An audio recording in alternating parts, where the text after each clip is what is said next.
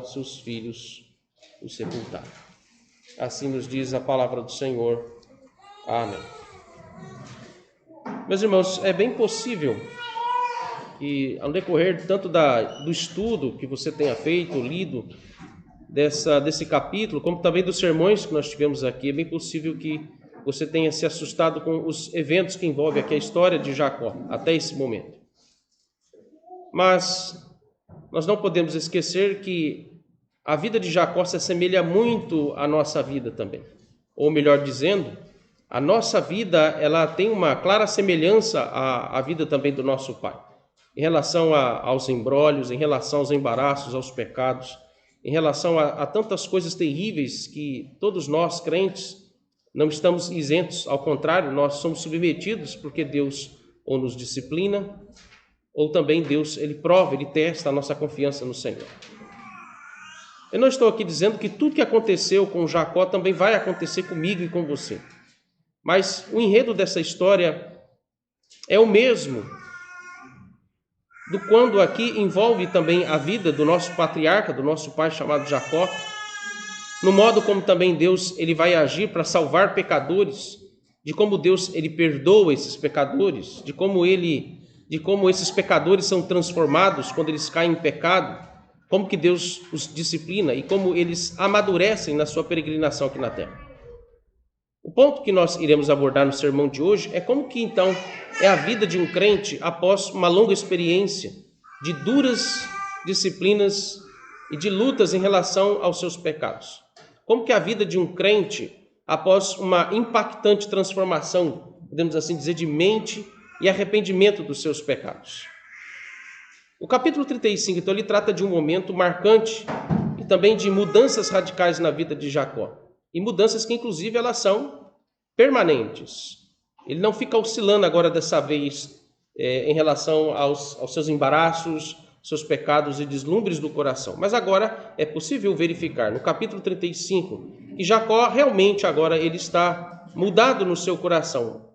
Tanto é que ao final desse capítulo, da segunda metade até o final do capítulo, Jacó, o nome que é mencionado aqui de Jacó é Israel.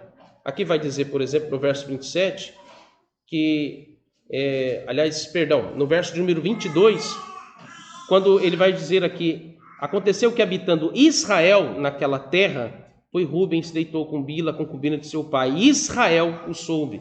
Perceba, o nome Israel mencionado exatamente no momento mais tenso e difícil aqui desse contexto, porque o nome Israel está se referindo não ao comportamento do enganador, daquele que se envolve em imbróglio, mas está mencionando o comportamento, a conduta, a reação de uma pessoa que agora realmente é transformada diante de uma situação difícil. Então, esse é um sinal muito interessante que o texto nos mostra sobre essa mudança, podemos assim dizer, contundente, essa mudança radical ao coração e permanente ao coração de Jacó. Porque é interessante nós verificarmos que Jacó ele teve de ser testado na sua confiança nas promessas que Deus havia feito a ele.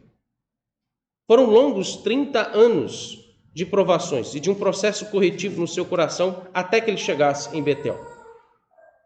Outro aspecto importante é porque quando nós olhamos agora para Betel, Betel foi o ponto de partida para uma longa e difícil jornada de disciplina e correção a Jacó. Mas também foi agora aqui, como nos é mostrado, foi também o ponto final desse processo disciplinar. Onde começou a disciplina é onde vai terminar a disciplina. Isso é um dos pontos muito interessantes que é muito didático, nos ensina muito sobre como que Deus nos leva de volta ao lugar, à situação onde nós cometemos os nossos pecados. E é lá que nós vamos ser tratados e lá que essa disciplina vai ser encerrada. Me chama também bastante atenção o fato de que Jacó, sabendo que a fuga da sua casa, do exílio até Harã, era inevitável e doloroso no seu coração. Como que é difícil sair com as mãos vazias de casa? Como que é difícil você sair sem nada? Porque muitas vezes, algumas das disciplinas que o Senhor traz aos seus servos, é tirando deles praticamente tudo que eles têm. Tudo que eles têm. Para que eles possam sentir a dor terrível dos seus pecados. Como que é doloroso, então, meus irmãos, ter de sair apenas com alguns pertences pessoais e com a roupa do corpo, Como deve ter sido difícil para Jacó ter de dormir ao relento da noite no deserto, como foi aquela experiência no início ali em Betel. Mas é um processo disciplinar como o de Jacó, que por mais doloroso e difícil que possa ser, Deus é que Ele promete estar conosco como Ele prometeu com Jacó. A dor e os sofrimentos desta disciplina, elas são inevitáveis. E são, eu diria até mais, né? Elas são necessárias. Mas Deus promete nos guardar. Deus promete proteger. Deus promete nos amparar em meio a este processo difícil e doloroso dessas disciplinas. E quando Jacó ele chega em Betel, depois de 30 anos, o processo disciplinar, então, aqui estava concluído. E a casa de Jacó estava restaurada daquela idolatria frenética dos longos 25 anos da sua vida. Deus se revelou a Jacó novamente, então, como nós já vimos, para que a aliança que ele tinha feito com Abraão e Isaque, e ele também tinha estabelecido inicialmente com Jacó, naquele mesmo lugar em Betel, ele reafirma essa aliança com Jacó.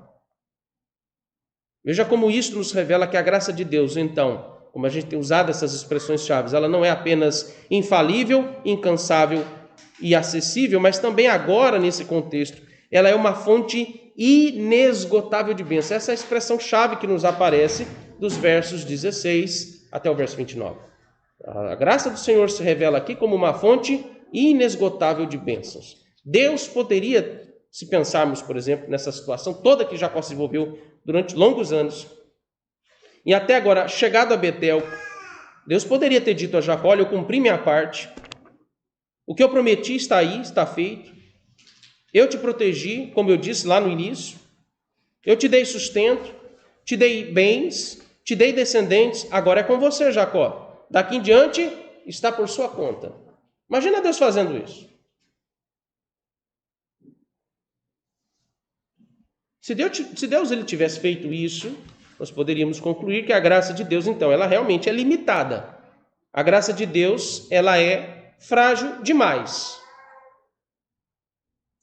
E aí não seria graça, obviamente. A expressão graça, ela nos revela claramente as bênçãos de forma incontáveis que o Senhor nos dá, apesar de nós.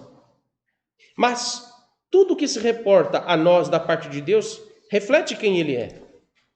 Nós, obviamente, veja a importância de você saber, estudar, compreender e ver nas Escrituras e crer também.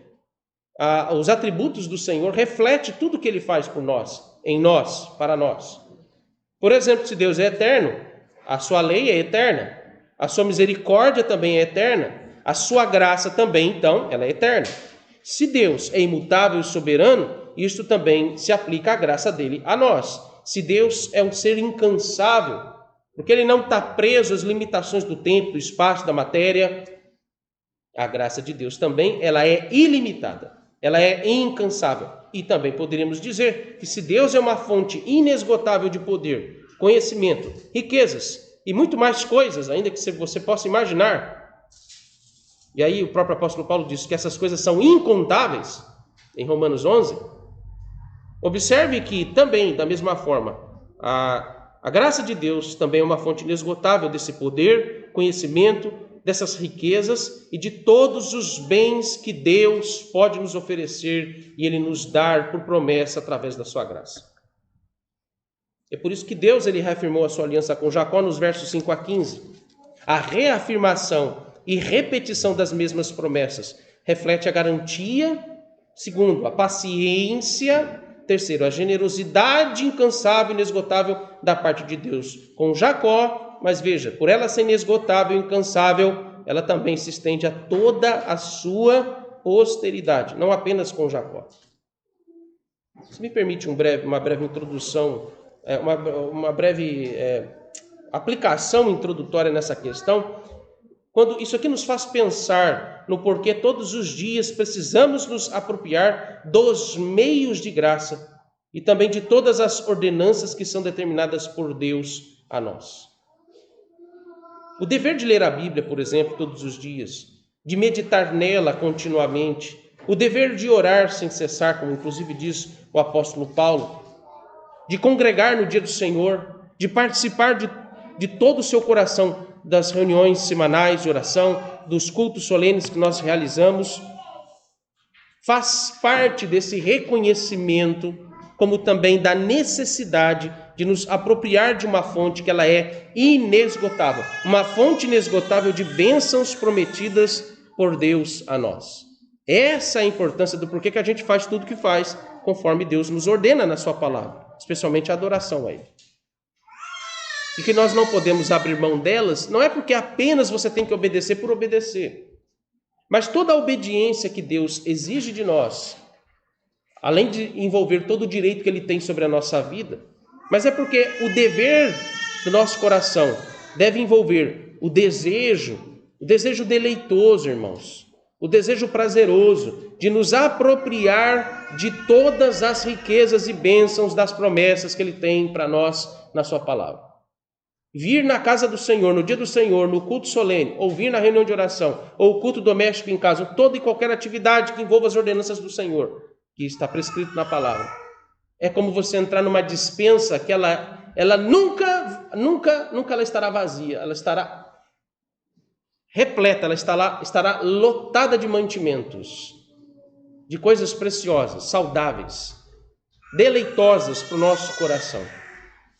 Por isso que o apóstolo Paulo, na 1 Coríntios 4, vai dizer que os ministros da palavra devem ser reconhecidos. Não é esse o ponto que eu estou aqui tratando, mas a palavra que eu quero chamar a sua atenção no texto, eles lá são chamados de despenseiros dos mistérios de Deus. A ideia do dispenseiro é o cozinheiro. Entra na despensa, ele não tem que se preocupar com se está faltando ou não condimentos e alimentos para preparar para o povo de Deus. Tem de sobra. Todo dia tem a medida certa, exata. Da mesma forma que isso se aplica a nós, homens, que temos as nossas famílias. Todo dia está lá. Abra a Bíblia que você vai ter a despensa repleta, cheia de tudo que é necessário para você se alimentar e alimentar também, servir a sua família da palavra do Senhor. Só que muitas vezes nós nos comportamos como cristãos medíocres. Porque ao ler, por exemplo, histórias como esta que está aqui na Bíblia, nós concluímos incredulamente que aquelas bênçãos pactuais foram prometidas e dadas apenas aos nossos pais da antiga aliança. Aquelas bênçãos, meus irmãos, em primeiro lugar, não se limitam ao tempo e espaço, não se limitam apenas à delimitação aqui do que é material, e muito menos se limitam às circunstâncias históricas e locais, por exemplo, dos nossos pais do período patriarcal e do povo de Israel. Mas por serem bênçãos espirituais, essa é a diferença. Por serem bênçãos espirituais, observe que elas são perpétuas e devem ser buscadas por nós, pelos nossos filhos, os filhos deles e toda a posteridade, assim a responsabilidade de cada geração. Deus revelou a Jacó que ele dependeria da sua graça pelo resto da sua vida. Vou repetir porque esse é um outro ponto fundamental do sermão, do que o texto nos mostra.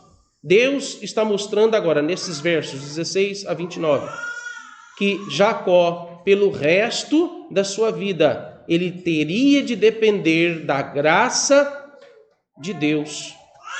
E Deus revelou a Jacó que não apenas ele, mas seus filhos e todos os seus descendentes, eles dependeriam da graça de Deus porque ela é, repito, uma fonte inesgotável de bênçãos.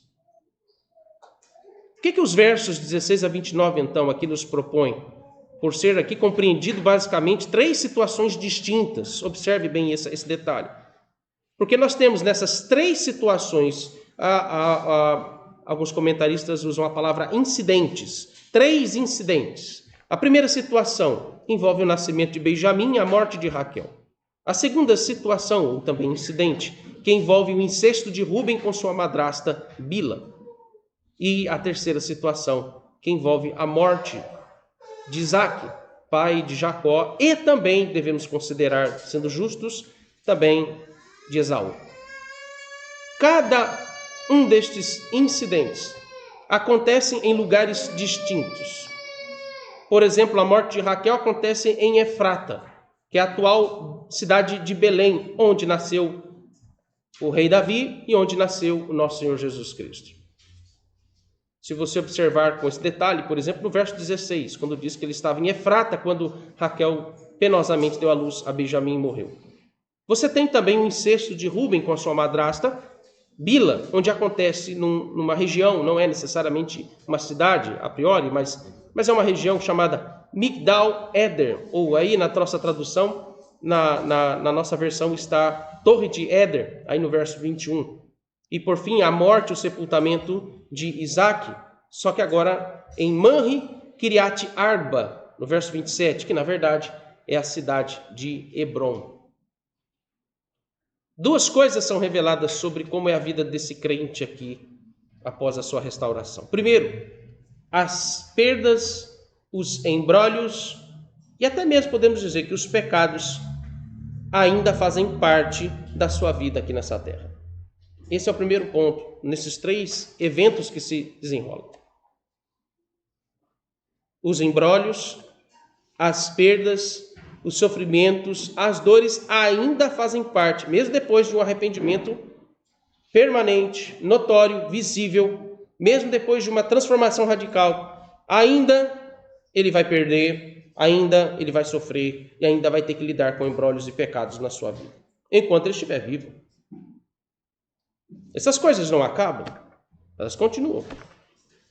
Mas em segundo lugar, a despeito de tudo isso, o que muda é o amadurecimento do crente, e aqui no caso de Jacó, quando ele passa por estas perdas, embrólios e pecados, de uma forma diferente de como era antes da sua mudança. Porque agora, veja, as promessas do pacto, elas, mesmo diante dessas situações difíceis, desses incidentes, as promessas do pacto continuam ali se cumprindo, imutavelmente. Elas se mantêm estáveis. Deus não muda o que havia prometido e aquilo há de cumprir na vida dos seus servos por causa da sua graça. Ela se mantém estável. Perceba aqui o contraste entre Jacó e a postura, as situações que envolvem a vida de Jacó e o que Deus faz na vida dele. Como que a nossa vida é volúvel.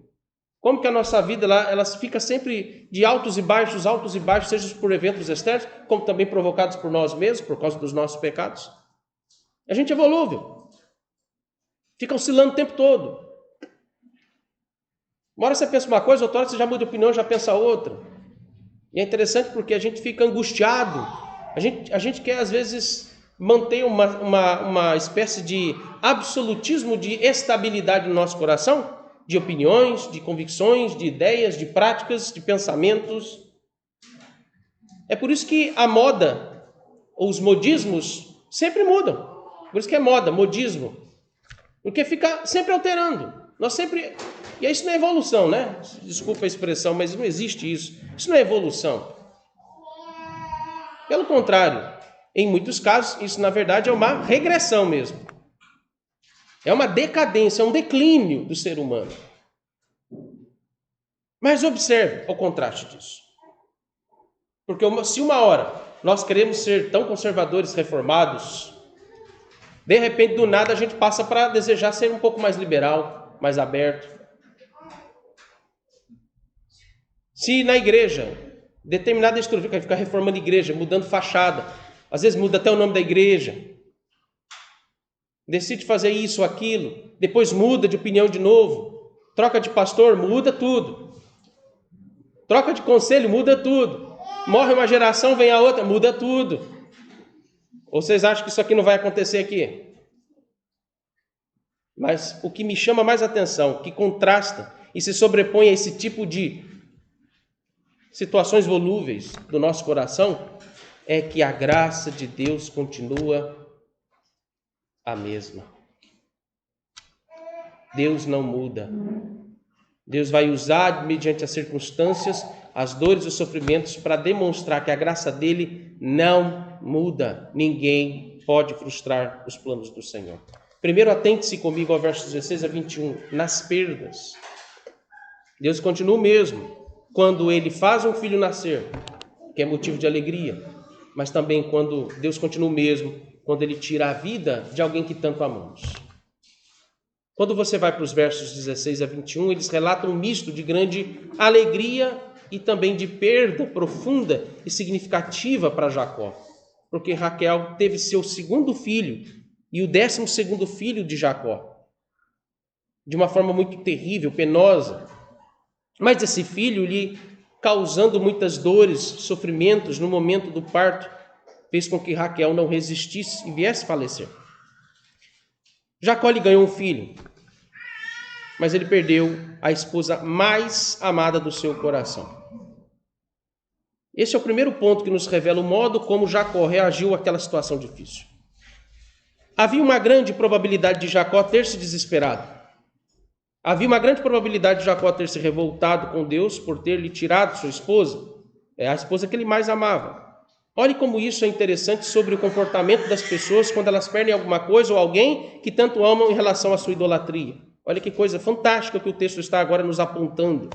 Quando Jacó, apesar de ter tido a possibilidade, a oportunidade de se desesperar, se revoltar com Deus, porque ele perde a sua esposa, mas Jacó demonstra um sinal de amadurecimento. Essa é outra expressão chave aqui no sermão. Amadurecimento significativo na sua vida. Em vez de se revoltar e ficar rancoroso, Jacó revelou esperança no seu coração. Ele realmente estava mudado agora aqui no seu coração. Seu testemunho aqui, meus irmãos, foi surpreendente. Antes de morrer, observe um detalhe que o texto nos diz. Raquel deu o nome a seu filho recém-nascido de Benani, que significa filho do pranto, ou filho de dores, ou filho da tristeza. Não sabemos porque ela deu esse nome. A priori, o que o texto pode nos dar a entender é que era por causa do sofrimento do parto, de um parto muito difícil e doloroso. Não necessariamente Raquel estava aqui demonstrando algum tipo de insatisfação com Deus. Não é esse o ponto. Mas o que nos parece é que Raquel realmente ela estava expressando o significado daquele sofrimento no parto. O que tem relação com Gênesis capítulo 3, verso 16, quando Deus disse para a nossa primeira mãe, Eva, a mulher, antes dela se chamar Eva, mas ele disse à mulher, multiplicarei as dores do teu parto quando tiveres filhos. Não vou lhe impedir de ter filhos, mas você vai sentir terríveis dores no parto. E que me lembra que as irmãs, cesárea ou normal. Não tem escapatória. Cesárea ou normal. Mas ainda assim, uma das coisas que preserva a bênção de ter filhos é que apesar dessas dores terríveis, que foi o caso de Raquel, apesar dessas dores terríveis, as mulheres ainda sentem forte desejo de ter filhos. Vai explicar. O que eu estou pensando como homem, é óbvio. Eu não quero nem imaginar o que é, porque dizem que a dor das pedras no rim, quando elas resolvem sair do rim para serem expelidas, diz que é equiparado à dor do parto. Eu não sei como é que é, porque eu não sei. Eu só sei que é dor no rim. Mas a mulher sofrer no parto, eu sei que a minha esposa, inclusive no segundo parto, para quem não sabe, quase morreu. Ela foi, dos 2 partos cesárea, às vezes a gente tem aquela sensação de que o parto cesárea é mais seguro que o parto normal. Na verdade, meus irmãos, os riscos são os mesmos. Está ali. Me parece que uma dose a mais ali, pouquinho a mais de anestesia, e o modo como o processo se seguiu ali na hora do parto, ela quase apagou. E que por misericórdia divina Deus a preservou viva. Está ali, viva. Mas ainda, observe, mulheres que passam por isso, ainda tendo o desejo, ainda querem ter outros filhos. Ainda querem ter mais filhos, porque é prazeroso ter filhos. Ainda que por aspectos naturais, isso ainda se revela até como bênção da generosidade do Senhor aos seres humanos, e poder terem filhos, descendentes. Por isso que então, quando você vai para o verso 17, olha o que diz. Em meio às dores de parto, disse-lhe a parteira, não temas, pois ainda terá este filho. Olhe bem que de alguma forma isso expressa realmente o desejo de Raquel de ter. Vocês devem se lembrar que há uma associação com a fala de Raquel, quando ela vai dizer antes, quando ela estava estéril e orava ao Senhor, e diz, mesmo ainda com os mistos das suas idolatrias, mas ainda de alguma forma ela já estava comprometida com a fé do seu marido Jacó, e ela sabia quem era o Deus de Jacó, ela já orava e clamava, ou também de alguma forma desabafava ao Senhor, dizendo, dá-me filhos, senão morrerei. Olha a associação do texto. E Deus deu o último filho dela, e ela morreu. Dispostas a morrerem para terem seus filhos.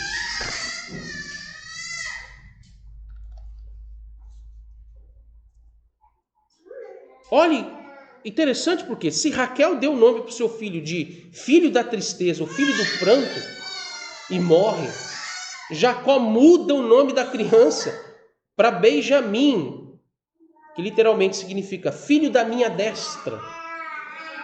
Ou também nas traduções mais transliteradas, quando elas vão usar, significa filho da esperança ou também filho da minha alegria.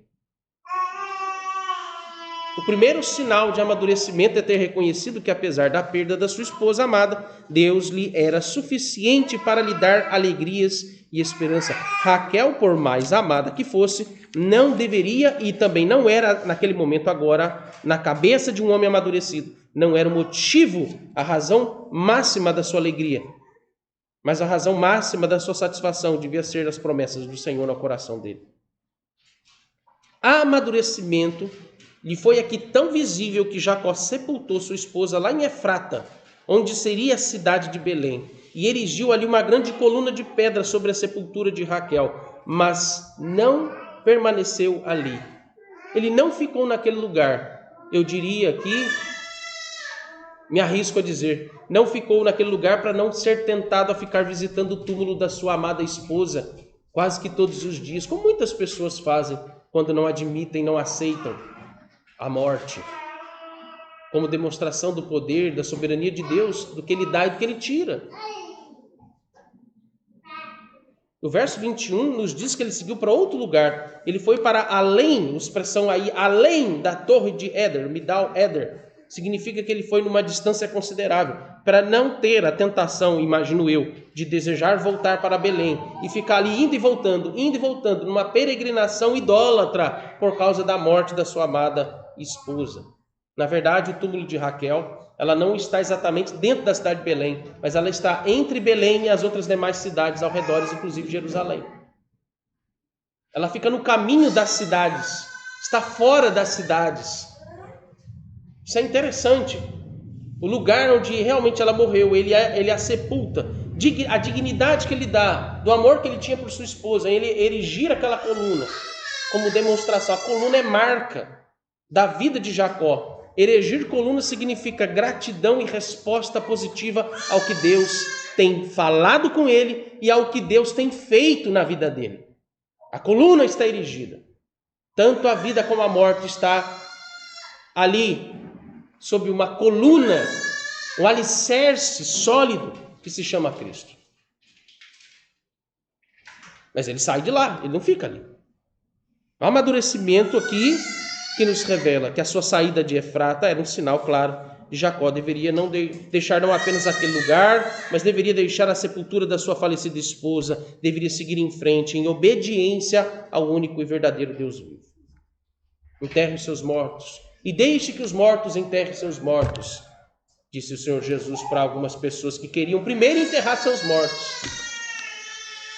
E ali o contexto, quando Jesus fala para um deles que queria seguir Jesus, ele diz: Senhor, eu quero te seguir, mas deixe primeiro cuidar dos meus pais, porque eles ainda estão vivos, já são velhos e precisam de cuidados. Esperem eles morrerem, eu vou enterrá-los e depois eu te sigo. E Jesus, o que ele disse para ele?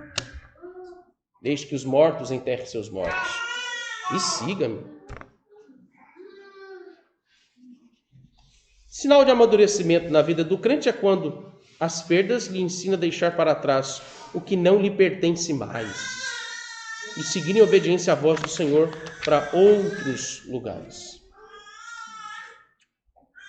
Isso aqui nos mostra que a Bíblia nos ensina que nós devemos dar mais valor às promessas do Senhor do que até mesmo às pessoas que mais amamos, porque elas não são eternas como Deus é. Apenas as promessas do Senhor são eternas e duradouras a nós. Agora vá para o verso 22. Da mesma forma que as perdas, nós temos os embrólios. Embrólios provocados também até mesmo por consequência dos nossos pecados. Quando aqui, apenas em um verso, registra o episódio de um desatino e perturbador por parte do filho mais velho de Jacó, que é Rúben. Nós não sabemos se Bila cooperou com esta situação. Mas o que nos importa é que Rúben, ele o que ele fez aqui não foi apenas com a intenção de satisfazer um desejo lascivo. Não foi apenas uma questão de impulso sexual, de imoralidade. Mais do que isso, meus irmãos, Rúben, sendo o filho mais velho dentre os 12 filhos de Jacó, ele revela uma audaciosa tentativa de tomar o lugar de proeminência e de liderança do seu pai. Costumeiramente, naquela época, um filho que desejava tomar o lugar do seu pai, ele se apossava não apenas politicamente dos bens do seu pai, ele não apenas destituía o seu pai, mas ele, como demonstração clara dessa destituição, de ocupar o lugar do seu pai de forma rebelde, ele também se apossava das suas mulheres, obviamente exceto a sua progenitora. E ele, para certificar-se da sua liderança no lugar do seu pai, ele se deitava com as concubinas do seu pai como sinal de que ele havia realmente tomado uma posição de primazia e liderança na família. Isso aqui me faz lembrar do caso de Absalão, quando ele tomou o trono do seu pai Davi. Você vai para 2 Samuel, capítulo 16, versos 20 a 23, quando lá nos diz que Absalão ele seguiu o conselho de um outro maluco, de um outro doido, desvairado, chamado Aitofel, e ele se deitou com as concubinas do seu pai Davi em praça pública, diante de todo o povo, para certificar-se do seu reinado sobre Israel. O que, obviamente, resultou em morte. Se Rúben tentou tomar o lugar do seu pai, se ele tentou tirar o seu pai da liderança daquele momento, veja que o tiro saiu pela culatra. Considerando que quando você vai para Gênesis 49, versos 3 a 4, Jacó expõe o pecado de Rúben e ele vai profetizar contra Rúben, tirando dele o direito de primogenitura e passando para o próximo na linha sucessória, que era Judá. Porque precisamos lembrar que Simeão e Levi, sendo os segundo e terceiros filhos de Jacó, eles também haviam, no capítulo 34, perdido o direito de ocuparem o lugar ou de serem sucessores do seu pai, pelo que eles fizeram. Mas o verso 22 nos diz que Israel, olhe bem isso aqui, Israel ouviu o que aconteceu entre Rúben e Bila. É um tanto difícil concluir de que forma Jacó recebeu essa notícia, mas no hebraico, esse verbo ele está designando aqui uma espécie de audição pública ou judicial. Quando diz que Jacó ouviu, o verbo se remete a uma audiência pública, audição pública. Ele está na posição de juiz aqui. É como se Jacó, que aqui pelo seu título real ou de chefe de Estado, ele estivesse exatamente numa posição de alguém que está julgando em um tribunal outra pessoa. Ele está tomando ciência para julgar seu filho Rúben. O texto apenas diz que Jacó tomou ciência e nada mais é dito sobre o que ele fez. O que nós apenas podemos concluir é, ele estava numa posição de juiz. Algo aconteceu. Algo teve de ser feito, mas o texto não diz o quê. Gosto muito de um comentarista que ele vai dizer que certas coisas vergonhosas, quando são ocultas da família do povo de Deus na aliança, é exatamente para não expô-los a mais vergonha do que já estão. É muito interessante isso, perceber que ainda temos algum sinal de que algo foi feito, alguma coisa deveria ter sido feito e me parece que foi feito, mas nada além disso. Apenas nos basta saber que Jacó tomou ciência como chefe da sua casa do que aconteceu. Ele não ficou alheio como da outra vez. Mas a ênfase nesse verso, meus irmãos, não é mostrar o que Jacó fez, mas era mostrar o que Deus estava fazendo. Ponto. O ponto aqui não é o que Jacó fez. Também esse outro motivo porque que essas coisas são ocultas a nós. Porque o próprio Deus estava retirando Rúben. Não era Jacó que queria fazer isso, mas é o próprio Deus que estava retirando Rúben da sua linhagem sucessória, como portador do que seria o portador da linhagem do Messias, e preparando para dar ao mais novo dos filhos da sequência de Lia, que era Judá, o quarto filho.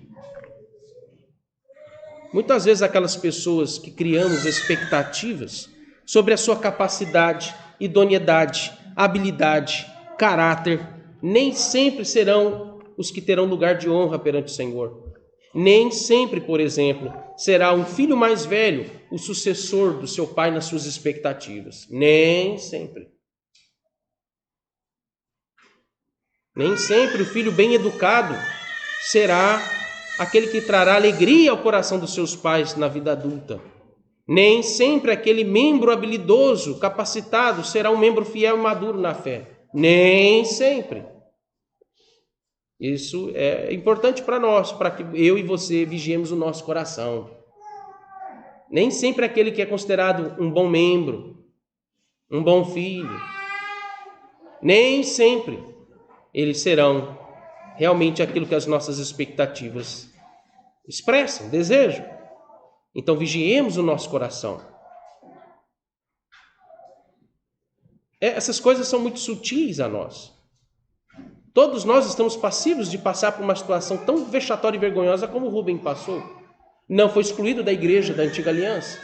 Foi preservado, porque ele estava incluso das 12 tribos de Israel. Mas tomemos cuidado tanto com as nossas expectativas em relação às pessoas, como também tomemos cuidado conosco mesmo, com o nosso próprio coração. Porque a questão neste ponto é: suas expectativas se baseiam no que os seus filhos podem lhe oferecer, ou no que Deus tem feito por você através das decepções, desgostos que essas pessoas podem lhe trazer? Seu coração está em ter um filho que você deseja dele alegrias, ou de desfrutar de uma alegria que Deus nos dá, mesmo quando, por exemplo, um dos nossos filhos nos decepcionam terrivelmente? Aquele filho que você mais ama. Aquele filho que quando ele te chama, pai, você logo se amolece. Treme as pernas. É como um códigozinho chave. Pai, pum, ligou. Amoleceu tudo. Isso acontece muito no seguinte sentido. Mães tendem a ter mais dó dos filhos, homens, meninos ainda, e até depois quando eles ficam grandes. E pais tendem a ficar molengas. Eu tenho mais intimidade aqui com os homens, eu posso então ter toda a liberdade de expressar um pouquinho mais forte.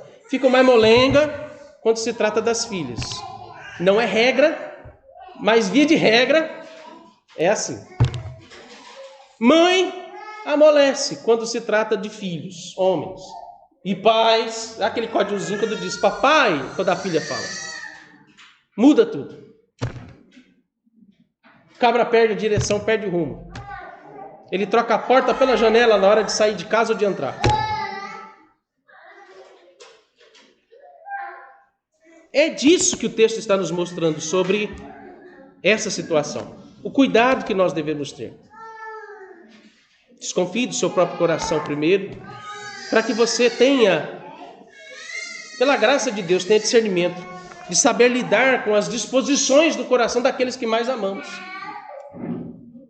Para que eles sejam corrigidos, disciplinados. E aí há de se lembrar, irmãos, o que Rubem fez também é consequência de anos de omissão na casa de Jacó, de desde cedo não ter corrigido seus filhos. Porque esse episódio também nos remete a uma situação quando Rubem, vocês devem se lembrar de quando Rubem, ele traz do campo uma planta, uma espécie de uma flor, de flores, e ele entrega aquela planta, ela tinha um significado religioso, místico, sincrético.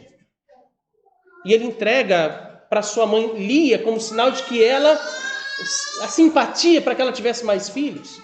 E Raquel, ela pede aquela planta e troca até a planta, dizendo: me dê essa planta para que eu possa ter filhos, porque eu estou estéril. E no lugar do dia que eu vou me deitar com Jacó, eu deixo ele deitar com você. E Rubem foi instrumento para isso, trazendo simpatia para a mãe dele. E a mãe recebeu de bom grado. É o filho mais velho. É o filho que Deus correspondeu à ausência de amor do marido, que não correspondia com Lia. Olha a confusão, já consequência da casa, de pecados dentro da casa de um homem que naquele período de quase 14 anos, ou até mais, ele ficou omisso. As consequências vêm. Repito, vigiemos o nosso coração em relação a nós, em relação a estas pessoas. Terceiro, versos 23 a 29. Apesar disso tudo, o texto agora nos mostra que as promessas continuam. Nós temos as perdas, elas não mudam. Segundo lugar, nós temos os embrólios, por consequência também dos nossos pecados, e essas coisas Deus não vai tirar, apesar de uma vida pós-arrependimento e mudança. Elas vão continuar. Mas, em terceiro lugar, as promessas continuam se cumprindo. Você vai para os versos 23 a 29, que nos revelam que, apesar das perdas pessoais e familiares, apesar dos embrólios e dos desgostos dos filhos, Deus permaneceu fiel em cumprir as promessas na vida de Jacó. A decepção e desgosto com as perdas, os pecados escandalosos não podem ofuscar a nossa alegria e confiança no Senhor. Jacó ele termina agora aqui a sua peregrinação. Ele agora chega ao ponto final da sua peregrinação, a casa do seu pai. Irmãos, ele voltou para casa depois de 30 anos peregrinando. 30. Apesar de todos esses percalços, Jacó pôde ver seu pai Isaac novamente, apresentar seus 12 filhos e reconciliar-se com seu pai Isaac. Os versos 23 a 25 mencionam os 12 filhos de Jacó, como que anunciando o fim de um ciclo. E agora está preparando-os para um outro ciclo que vai entrar na história do povo de Deus. Jacó, aos poucos, está saindo de cena agora, daqui para frente. E os seus filhos começam a tomar proeminência nos relatos históricos agora. Inclusive no que se diz respeito a José e aos seus irmãos. Não apenas isso, mas também deixar claro que ali estavam não apenas 12 filhos, mas ali estavam as 12 tribos de Israel. Percebam a ordem como estão mencionadas os 12 filhos aqui, de Jacó. Quando a lista sempre começa do mais velho para o mais novo, esse é o primeiro aspecto que nos é relatado. Mas quando vai para mencionar a ordem dos filhos também a partir na relação que há com as concubinas, a posição das concubinas está na afeição que Jacó tinha pelas esposas. Porque uma era serva de uma, a outra era serva de outra. Bila era serva de Raquel. Então, os filhos são mencionados primeiro. Na ordem ali anterior, mais acima, é mencionado pela ordem do mais velho. Quando vai das esposas. Lia e Raquel. Lia é a esposa de honra. Lia é sepultada com Jacó lá em Maquipela, junto com no túmulo dos patriarcas. Não é Raquel. Mas quando você vai para as concubinas, que eram as servas de cada uma das esposas, Bila é a primeira, porque remete a Raquel. O amor que Jacó tinha dentre os filhos dos 12, ele amava mais a José e, em segundo lugar, Benjamim, do que os demais.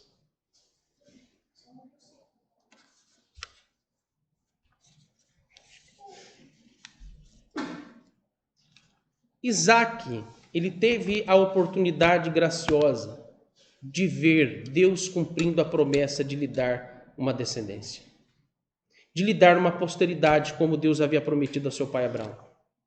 Isaac teve a oportunidade, meus irmãos, ali de ter o testemunho das 12 tribos de Israel diante dele. E assim ele pôde morrer em paz. Isso aqui possivelmente nos remete ao Salmo 128, que tem como fundamento exatamente este episódio de Gênesis 35, nos versos 23 a 29. Olha o que o Salmo 128, e agora eu vou ler ele completo, quando ele diz: bem-aventurado aquele que teme ao Senhor e anda nos seus caminhos. Do trabalho de tuas mãos comerás. Feliz será e tudo te irá bem. Tua esposa no interior da tua casa será como videira frutífera. Teus filhos como o rebento das oliveiras. A roda da tua mesa. Eis como será abençoado o homem que teme ao Senhor. O Senhor te abençoe desde Sião, para que vejas a prosperidade de Jerusalém durante os dias da tua vida. Veja os filhos dos teus filhos. Olha Isaac aqui, Jacó e as 12 tribos de Israel. Paz sobre Israel. A paz aqui não é aquela política. A paz aqui é que Deus dá ao coração do homem que é bem-aventurado e teme ao Senhor. Ele não está falando de uma paz política sobre todo o território de Israel. mas ele está falando da paz que Deus dá ao coração de um homem, quando ele teme ao Senhor e ele vê que Deus, por sua graça, cumpriu as promessas na vida dele. Vejam dois tipos de homem distinto que existem no mundo. O primeiro é aquele que se satisfaz durante toda a sua vida, que se arregala na sua vida com tudo que ele quer. Mas quando ele está perto de morrer, ele olha para trás e diz: o que tudo isso significou para mim? Talvez ele tenha filhos. Talvez seus filhos sejam mais ricos do que ele. Tenham empregos melhores do que ele. Talvez ele tenha netos. Para os nossos dias, pode-se dizer que muitos nem mesmo isso têm. E quando eles chegarem no fim da vida, eles só vão poder contar com os 5.000 amigos virtuais do seu Facebook. Eles só vão poder contar com os seus seguidores do Twitter. Quem mais eles vão poder contar? Quando chegam ao final da vida, o que eles vão concluir? Isso tudo fez sentido em quê? Ele vai olhar para o final e falar: eu não estou em paz, não estou realizado, não estou satisfeito. Está faltando alguma coisa. Eu tive tudo que eu pude conquistar, não estou satisfeito. Vai morrer em conflito, em guerra com seu próprio coração. Enquanto que o segundo homem é aquele que o Salmo 128 está aqui dizendo. Ele vai olhar, ele vai estar no leito da sua cama, talvez no leito do hospital, não sei. De alguma forma morreremos. Mas estando no fim da sua vida, já muito velho, talvez cego como Isaac, bem debilitado. Talvez não se lembre de muita coisa, como a dona Mariquinha, porque ela tem o mal de Alzheimer. Seja qual for a debilidade, as doenças que podem vir sobre nós. Feliz é o homem que mesmo com mal de Alzheimer, não lembrando talvez até dos próprios filhos por alguns instantes da sua vida, mas vai morrer em paz, porque se lembra das promessas do Senhor. As promessas do Senhor têm se cumprido e eu posso morrer em paz. Quem sabe morrer igual Simeão, quando pegou, ele bem já velho, pega Jesus Cristo no colo.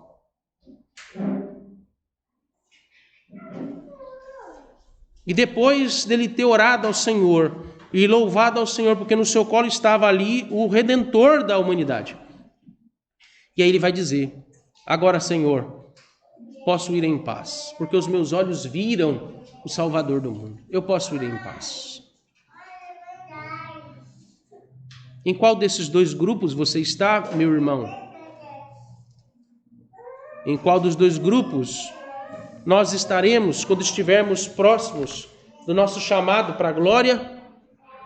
Quando estivermos no nosso chamado para ir e ser sepultado com os nossos pais? Você estará em paz? O que é que nós podemos concluir sobre tudo isso que nós vimos aqui? A pergunta que eu gostaria de lançar a nós é: como é que nós podemos definir a vida de um crente que experimentou um verdadeiro arrependimento na sua vida, mudanças permanentes na sua vida? Amadurecimento, meus irmãos, é a palavra-chave nesse sermão. Nas aplicações que nós teremos aqui. Perceba que Jacó retomou o caminho da obediência. Esse é o primeiro ponto do amadurecimento. Tomar o caminho da obediência. Ele não voltou para trás. Ele não se desviou do caminho que ele deveria seguir. Ele foi para Efrata. Lá ele perde a sua amada esposa. Mas a sua alegria e esperança é restaurada em meio a uma situação de luto. E de Efrata ele vai para Éder. Éder acontece um desgosto terrível com seu filho mais velho, uma decepção. Mas ele não permanece ali remoendo esse desgosto. Ele vai para o seu destino final, Hebrom. E lá ele perde o seu pai. E é o lugar que ele deveria ficar e tomar o lugar, ser o sucessor do seu pai no patriarcado da família. Ele volta para o lugar, se você deve se lembrar, o nome da cidade Hebrom. O que significa Hebrom? Vocês lembram? O que significa Hebrom? Não lembram. Significa comunhão com Deus. Olha para onde ele voltou. Ele sai de Betel. O que é Betel? O lugar da restauração. O lugar onde tudo começou, a disciplina, e lá ele foi restaurado. O lugar da restauração. Ele sai agora do lugar da restauração e Deus fala, volta agora para a cidade da comunhão. E lá você vai suceder o teu pai. E lá você vai permanecer até eu te chamar também. Ele volta para a comunhão com o Senhor. Isso aqui é uma coisa fantástica. Veja como as palavras nos relatos na Bíblia têm significados. Apropriem desses significados.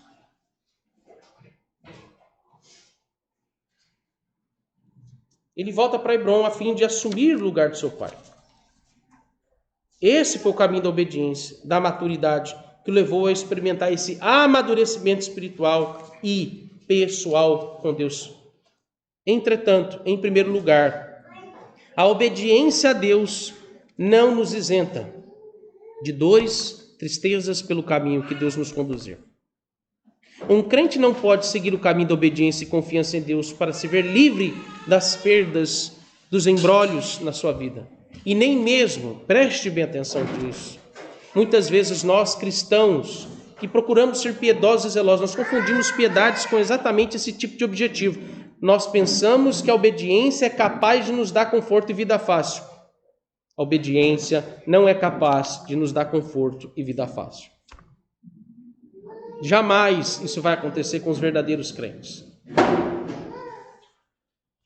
Da mesma forma que aconteceu com Jacó, acontece com todos nós que experimentam andar pelos caminhos do Senhor, porque no meio do caminho, até o lugar da comunhão com o Senhor, em algumas paradas, nós teremos dolorosas e tristes experiências. Elas são necessárias na nossa vida. Elas não são apenas inevitáveis, elas são necessárias. De um lugar para outro, nós vamos ter de sepultar nossos entes queridos. Ter de lidar com os pecados escandalosos dos nossos filhos e das pessoas que amamos. Faça o que tiver de fazer. Faça o que você tiver de fazer. Enterre os seus entes queridos. Trate, discipline os seus filhos. Mas você não pode ficar preso a estas dores, essas tristezas, e retome o caminho até que você chegue a Hebrom, lugar da comunhão com Deus. Todas estas paradas, nós teremos de lidar com as consequências finais do nosso pecado. E principalmente uma que é a final de tudo, a morte. A morte sempre estará diante de nós e nos acompanharão no decorrer da nossa vida como clara lembrança da nossa falibilidade. Amadurecimento após um verdadeiro arrependimento vai produzir em nós uma admissão da nossa falibilidade e pecaminosidade. O crente amadurecido sempre terá de olhar para si mesmo em todas as situações, como eu disse antes, desconfiar sempre do seu coração que é corrupto e enganoso. Mas em segundo lugar, amadurecimento após um marcante arrependimento deve nos livrar de enganos e embaraços do nosso coração em relação a nós mesmos, em relação às pessoas que nós amamos.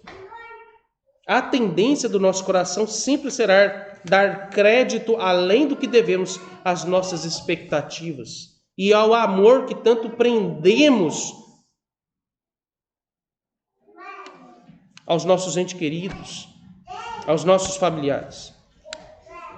Mas veja, foi o próprio Senhor Jesus quem disse, e vou repetir mais uma vez aqui: quem não renunciar pai, mãe, irmão, irmã, não pode ser meu discípulo.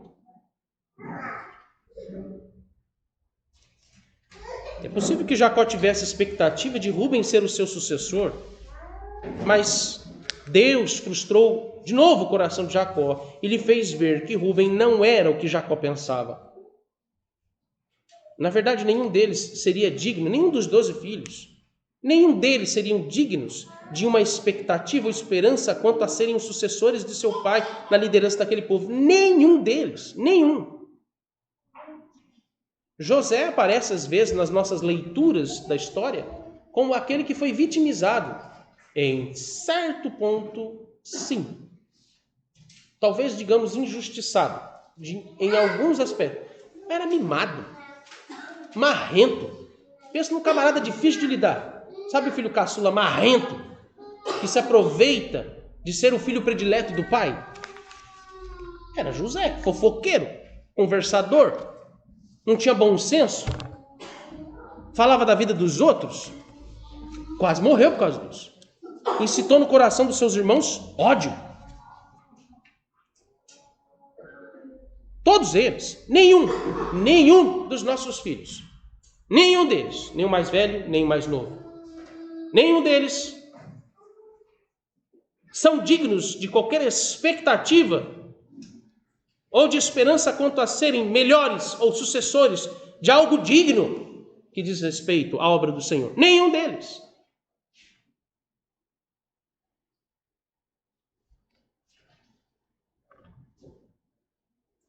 Mas em terceiro lugar, se nós chegamos a essa conclusão, percebemos que não tem como fugir dela. Se todos nós somos indignos, se olharmos para os nossos filhos e ver, eles são indignos. Que geração é essa? E aí você vem a pergunta, e o que vai ser deles então? Eu fico me perguntando como pastor dessa igreja, o que vai ser dos próximos membros que virão e assumirão o presbiterato na igreja? E o que vai ser dessa igreja com esses futuros presbíteros? Os que estão aqui nós já a priori conhecemos. Ainda vamos aprender muitas coisas juntos, vamos sofrer juntos. Mas e os próximos? Como vai ser? Quem serão os próximos membros da igreja? Os filhos já dá para ter uma pequena noção sobre isso. E aí a gente se volta para a nossa casa. Eu imagino quanto nós muitas vezes somos atormentados com essa pergunta.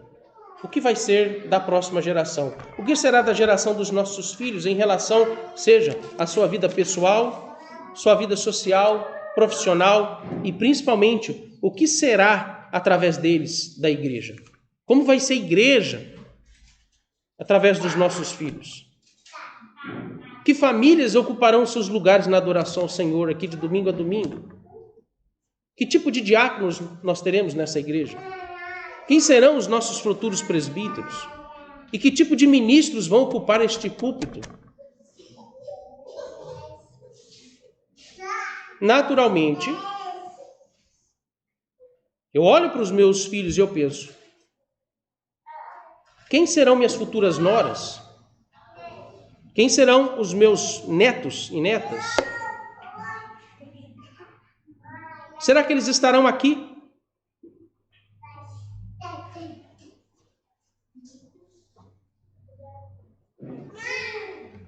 Será que os nossos filhos vão estar aqui com os filhos deles, congregando junto conosco? Será que, se eles estiverem aqui ou estiverem em outro lugar, será que eles aprenderão as mesmas lições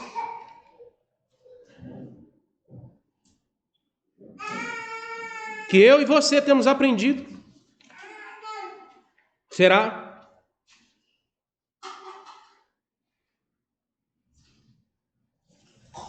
Será que eles se manterão distantes dos pecados e dos embrólios que nos metemos, mas que Deus nos livrou e nos disciplinou? Será?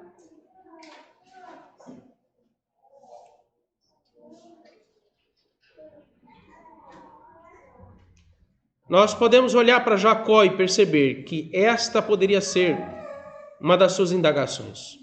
O que será do povo de Israel se os meus filhos não tiverem consciência de que o começo deles, o início da vida deles, não foi muito promissor? Se eles agiram com dolo, se eles mataram pessoas inocentes, se eles prevaricaram, foram imorais, atentaram contra a autoridade do seu pai, o que mais eles vão aprontar?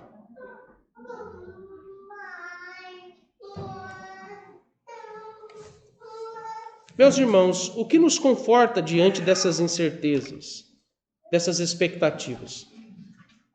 E que Deus nos afasta de nos prendermos a essas coisas, porque nós não podemos nos prender a elas. é que a graça de Deus continuará infalível, incansável, acessível, imutável. E, meus irmãos, permanecerá uma fonte abundante de alimento para sossegarmos e descansarmos a nossa alma no Senhor.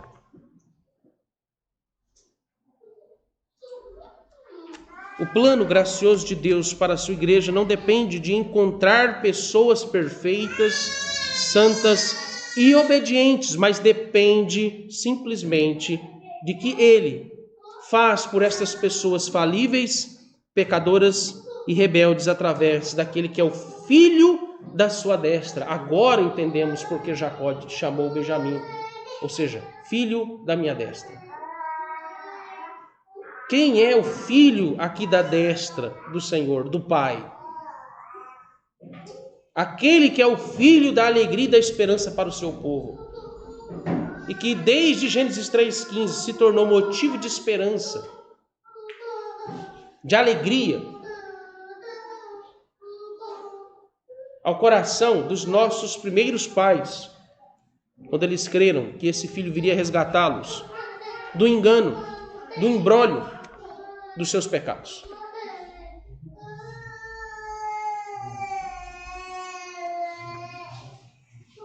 Você é daqueles que se prende às expectativas de encontrar uma família perfeita? Ou será que você é daqueles que se prende às expectativas de encontrar uma igreja perfeita?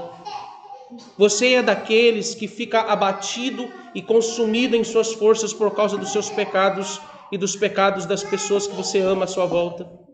Se você se encontra assim, você precisa voltar para Hebrom, lugar da comunhão com Deus. Mas para ir até Hebrom, para chegar e entrar em Hebrom, é preciso passar em Betel, se curvar diante do Senhor, se arrepender das suas expectativas pecaminosas e confiar nas promessas do Senhor. Antes de ir para Hebrom, a gente tem que passar por Betel. Antes de chegar ao Pai e ficar em paz e reconciliado com Deus Pai, é preciso passar pelo seu Filho, Jesus Cristo. Betel é Jesus. Antes de ir para Hebrom, você precisa passar por Jesus, que é Betel. A escadaria da mediação de Cristo entre o céu e a terra. Aquele que nos dá acesso ao trono da graça. É Cristo.